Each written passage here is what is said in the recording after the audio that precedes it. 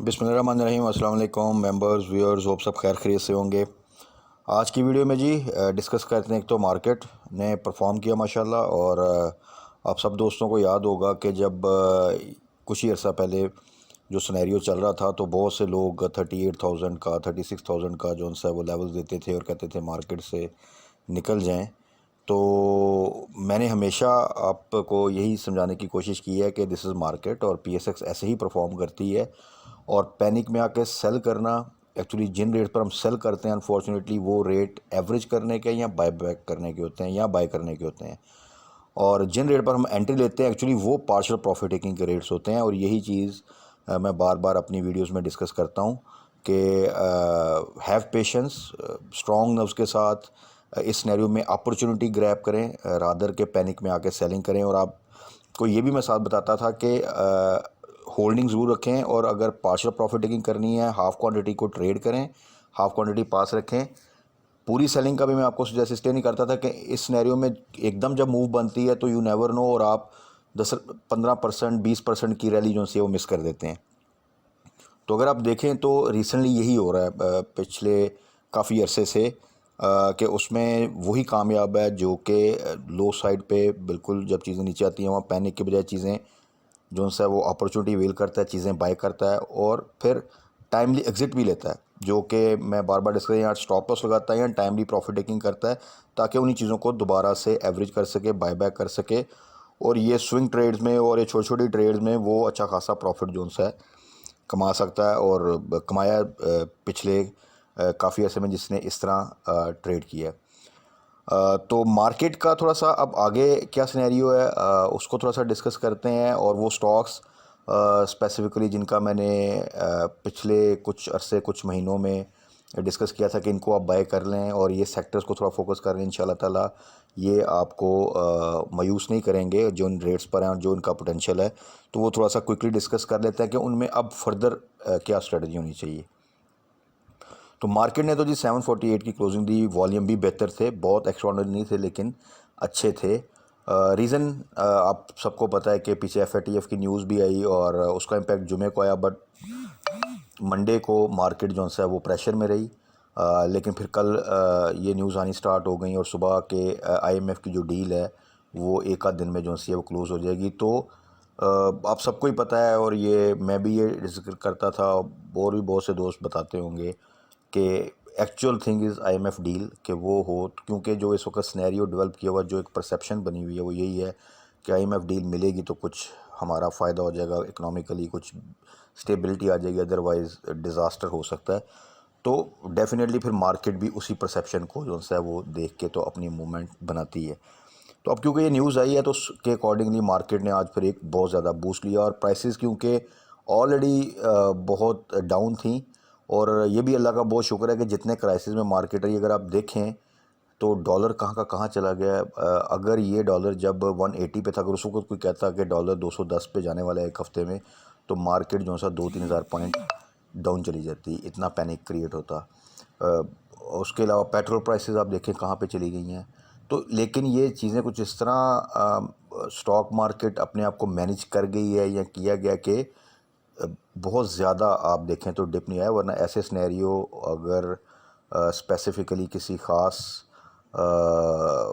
जिसे कहते हैं टाइम पे आए, और जिस तरह 2 महीनों का एक तमाम अरसा जिसमें तमाम कुछ हुआ है, लेकिन ये कोई बैद नहीं था कि मार्केट इस तरह के सिनेरियो में 5-6 हज़ार पॉइंट का आराम से डिप ले सकती है। बट क्योंकि चीज़ें ऑलरेडी रॉक बॉटम के पास थी, 5 ईयर लो के पास, 3 ईयर लो के पास, तो इसलिए मार्केट ने समहाउ मैनेज किया। और इन्वेस्टर भी बहुत थोड़े से रह गए हैं, और ज़्यादातर वो इन्वेस्टर इंटैक्ट हैं जो कि एक्सपीरियंस्ड हैं, जो कि काफ़ी अरसे से स्टॉक मार्केट में हैं, जो इतनी जल्दी पैनिक में नहीं आते। तो फिर वो मार्केट ने अपने आप को होल्ड कर लिया, क्योंकि बहुत सा इन्वेस्टर ऑलरेडी जो है मार्केट से निकल चुका है। तो अब मार्केट के हवाले से देखें, न्यूज़ आईएमएफ के हवाले से जब न्यूज़ आ जाएगी, स्टाफ लेवल एग्रीमेंट होता है या प्रॉपर एग्रीमेंट होता है, हमें उसकी जो सी इंस्टॉलमेंट मिलती है, तो उसके बाद फिर डेफिनेटली चाइना भी और सऊदीया जो कि बात हो रही है वो भी आपको कुछ सपोर्ट कर देंगे, और भी वर्ल्ड बैंक भी आ सकता है, एशियन डेवलपमेंट बैंक भी, वट एवर। तो कुछ सिचुएशन इकोनॉमिकली जो सी है वो बेहतर हो जाएगी। पॉलिटिकली क्या बनता है नो बॉडी नोज़ के उसका आगे सिनेरियो क्या बनता है। हमारी स्ट्रेटजी उसमें ये होनी चाहिए कि ये जो रैली बने उसमें से हम जितना मैक्सिमम गेन कर सकें वो करें, और कुछ पोजीशंस अपनी रखें मीडियम टर्म के लिए। मैंने बताया था जून क्लोजिंग को जेन में रख के, यानी अगस्त सितंबर तक की होल्डिंग आपकी होनी चाहिए। तो तब तक आपको पता है कि पॉलिटिकली जो भी होना है वो चीज़ क्लियर हो चुकी होगी। बट हाफ क्वांटिटी को हम ट्रेड करें कि जिसमें हम प्रॉफिट टेकिंग करें टाइमली, और अगर फिर डिप आता है किसी वजह से, चाहे वो पॉलिटिकल इंस्टेबिलिटी या उसकी किसी न्यूज़ की वजह से आता है, तो वहाँ पे हम दोबारा इन्हीं चीज़ों को बाय बैक कर सकें। तो ये स्ट्रेटजी इंशाल्लाह ताला हमें फिर एक अच्छा गेन दे के जाएगी। अब आ जाते हैं जी, थोड़ा स्टॉक्स को डिस्कस कर लेते हैं। सबसे पहले आ जाए टीआरजी। टीआरजी का मैं हमेशा से कहता हूँ 80 below is a buy. Average के लिए ये रेट्स हैं 76, 77, 74। जितना नीचे मिल जाए वो, उसमें उतना पैनिक में आने की या सेल करने की ज़रूरत नहीं है, बल्कि वहाँ पे एवरेज या बाय बैक करने की ज़रूरत है। तो आप देखें कि वहीं पे जिन दोस्तों ने बाय बैक किया तो वहाँ से एक अच्छा जंप आपको मिल जाता है। आल्दो कि इसकी न्यूज़ आई, रूमर सी आई कि इसके अगेंस्ट कोई इन्वेस्टिगेशन हो रही है, जिसकी फिर डिनाइल भी आ गया। तो इस तरह की चीज़ें होती हैं इन स्टॉक्स में, जहाँ पे हाई वॉल्यूम स्टॉक्स होते हैं, जहाँ पे डिफरेंट जो से हैं पावर गेम आप जिसे कह सकते हैं वो हो रही होती है। तो उसमें इस तरह की न्यूज़ भी आती हैं, उसमें मैनिपुलेशन भी चलती रहती है। सो टीआरजी जिनके पास है और जिन्होंने इन रेट्स पर एवरेज या बाय किया था, तो उस क्वांटिटी को आपने अब 85 प्लस पे जाके उसकी प्रॉफिट टेकिंग करनी है। उसके बाद आ जाए नेटसोल। नेटसोल का मैं बारहा बताता रहा, और इसको स्पेसिफिकली मैंने कहा कि इसको आपने 3 से 4 माह के लिए लेके रखना है, तो ये आपको इंशाल्लाह एक्सेप्शनल प्रॉफिट देगा। और उसमें भी हाफ़ क्वांटिटी की हमने 2 दफ़ा ट्रेड भी की, और अब दोबारा देखें तकरीबन 98 के पास आ चुका है। और इसकी स्ट्रेटजी यही थी कि 86, 88, 87 बेस्ट बाय रेट, वहाँ से बाय करें, और 95 प्लस 96 प्लस पे जाके आप प्रॉफिट टेकिंग कर सकते हैं अगर ये कैप नहीं है तो। और प्रेजेंट सिनेरियो में अगर आप होल्ड करना चाहते हैं तो इसको फिर जून क्लोजिंग को जेन में रखें, तो इंशाल्लाह ताला ये आपको बहुत अच्छा गेन दे के जाएगा, और वो हम फर्दर डिस्कस भी करते रहेंगे।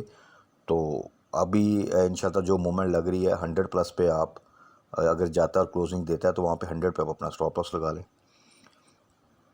इसी तरह एवेंसियन भी सेम 70 से नीचे जब ये गया था वहाँ पे बाय किया था, और उस पर भी जब एक पिछला स्पेल आया था तो उसमें 78 के पास प्रॉफिट टेकिंग का कहा था, और दोबारा जब ये 72, 71, 73 के रेंज में आया था तो वहाँ पे फिर दोबारा मैंने यही कहा था कि इसको आप एवरेज करें, यहाँ 70 से नीचे जाए तो वहाँ पर एवरेज कीजिएगा, और फिर उसी क्वांटिटी को आप शॉर्ट ट्रेड में भी जहाँ पे आपको 10-15 रुपये का गेन मिले वहाँ पे आप एग्ज़िट ले लें, और लॉन्ग टर्म अगर रखना है तो 100 will be the target.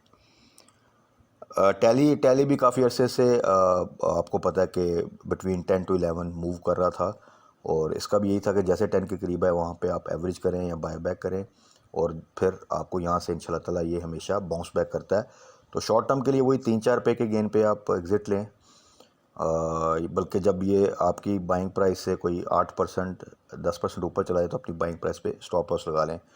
In medium term वही जो इसके पुराने रेट जहाँ पे हम हमेशा प्रॉफिट टेकिंग करते हैं 17 अबव, तो वो इसका रेट बनता है।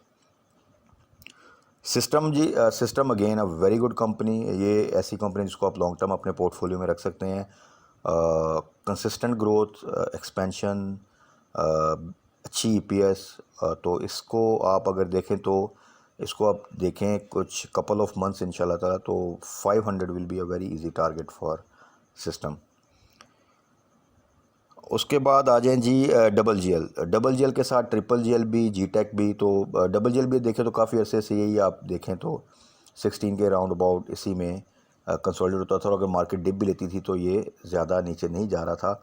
और जिन दोस्तों के पास था मैंने यही कहा था कि डिप पे बाय करना है या एवरेज करना है, और बाकी आप होल्ड करें। तो इसमें भी डेफिनेटली जब मार्केट मूव करती है तो ये हाई वॉल्यूम स्टॉक्स फिर वही आ जाते हैं, और इनमें दोबारा से एक गेम स्टार्ट होती है।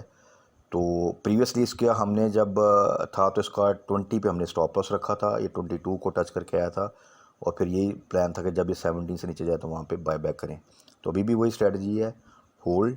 और जिन लोगों ने 16 से नीचे एवरेज किया था, तो जो एवरेज वाली क्वांटिटी है उसको आप जो है वो 18 प्लस पे प्रॉफिट टेकिंग कर सकते हैं। बाकी ये है कि जैसे ये 20 क्रॉस करेगा इंशाल्लाह ताला, तो फिर वहाँ पर हम अपनी फर्दर स्ट्रेटजी डिस्कस कर लेंगे। उसके बाद है जी PRL again oil and gas sector में पीआरएल, अटक रिफाइनरीज का एक सेक्टर आता है, एक ओजीडीसी पीपीएल का ईएनपी सेक्शन आ जाता है, एक आपका ओएमसीज का डिवीजन आ जाता है। तो oil sector on a whole अच्छे लेवल्स पर है, अच्छा पोटेंशियल है।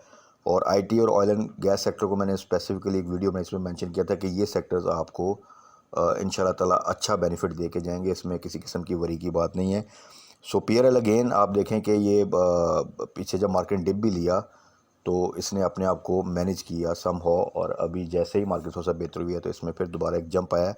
तो 20 विल बी इजी टारगेट। जिन दोस्तों ने या जिन दोस्तों को 2-3 रुपये का प्रॉफिट मिल रहा है वो इसकी पार्शल प्रॉफिट टेकिंग कर सकते हैं, यहाँ पर अपनी बाइंग प्राइस पे स्टॉप लॉस लगा लें और फिर स्टॉप लॉस को ट्रेल करते रहें। इसके बाद एचटीएल है। एचटीएल अगेन मैंने हमेशा कहा कि 40 below is the best price to enter, और एचटीएल ईजीली आप इसको 50 तो इन नो टाइम 60-70 का टारगेट कर सकते हैं। मार्केट थोड़ी सी स्टेबिलिटी चाहिए, तो एचटीएल में पूरा पोटेंशियल है कि ये आपको 60-70 की प्राइस दे जाएगा। सो आप इस टारगेट प्राइस के साथ अगर आप इसको रखना चाहते हैं तो वो भी आप कर सकते हैं, और अगर आप शॉर्ट रेट्स चाहते हैं तो फिर अगेन वही बात कि जहाँ पर आपको 10-15% का गेन मिले वहाँ पर आप एग्ज़िट लें और डिप पे दोबारा बाय बैक करें।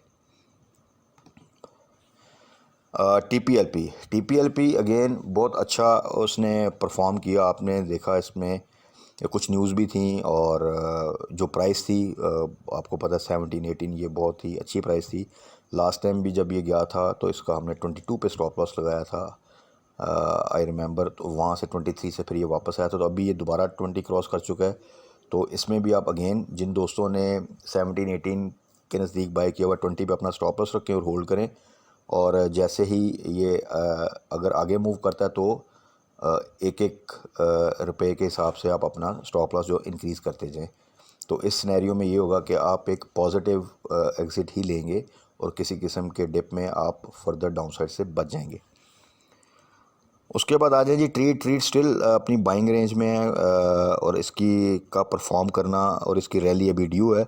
सो ट्रीट को आप अभी hold, below 30 is a very good price to enter या एवरेज। तो ट्रीट को बिलो 30 बाय करें या एवरेज करें, और 40 का टारगेट आप इजीली कर सकते हैं इंशाल्लाह ताला। बट ये है कि जो लोग 28-29 पे बाय करें, जैसे ही 36 क्रॉस करे तो आप 35-36 पे अपना स्टॉप लॉस रखें और फर्दर इसको होल्ड कर लें। और अगर शॉर्ट ट्रेड्स करनी है तो वही जैसे ही 10-15% का प्रॉफिट हो वहाँ पे प्रॉफिट टेकिंग। तो ये तो थे जी कुछ स्टॉक्स जिनको आज डिस्कस किया।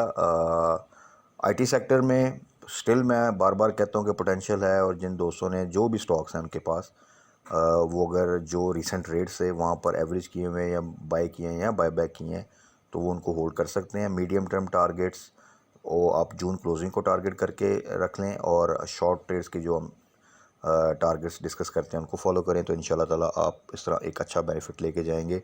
सेम विद ऑयल सेक्टर और बाकी स्टॉक्स भी जो उनसे हैं आपके हाई वॉल्यूम स्टॉक्स में टीपीएलपी आ जाता है, ट्रीट आ जाता है, जीजीएल आ जाता है, और बहुत से स्टॉक्स हैं इस तरह के। तो उनमें भी इस वक्त जो रेट्स हैं वो बाय ऑन डिप और एवरेज के ही हैं, और जैसे ही आपको 10-15% का प्रॉफिट मिले तो वहाँ पर जब तक ये चीज़ें प्रॉपर स्टेबलाइज नहीं होती आप एक या तो स्टॉप लॉस यूज़ करें या फिर टाइमली एग्जिट लें, पार्शियल प्रॉफिट टेकिंग करें और उसको दोबारा से डिप पे बाय बैक करें। तो कल के लिए भी देखें, अब इस जो न्यूज़ आई है जिसकी बेस पे आज एक रैली बनी है उसके बारे में फ़र्दर क्या कोई बेहतर न्यूज़ कंफर्मेशन आती है या थोड़ा सा डिले आता है। अगर डिले आएगा तो मार्केट डिप लेगी, कंफर्मेशन आ जाएगी तो मार्केट अपने आप को एक पॉजिटिव मोमेंटम में लेकर आएगी। उस पूरे सिनेरियो में हमारी स्ट्रेटजी वही जो हमने डिस्कस की है, स्टॉप लॉस की और जो सा है प्रॉफिट टेकिंग की। तो इंशाल्लाह ताला आने वाले दिनों में जो सा है वो हम फर्दर अपनी स्ट्रेटजी को डिस्कस करते रहेंगे। फर्दर क्या न्यूज़ आती हैं, मार्केट क्लोजिंग क्या आती है और कौन से स्टॉक्स हैं जिनमें इस वक्त अगर हम एंट्री लें तो वो बहुत अच्छा गेन दे सकते हैं, वो हम इंशाल्लाह ताला आने वाली वीडियोज़ में भी फर्दर डिस्कस कर लेंगे। तब तक अपना ख्याल रखिएगा, दुआओं में याद रखिएगा। Stay blessed. अल्लाह हाफ़िज़।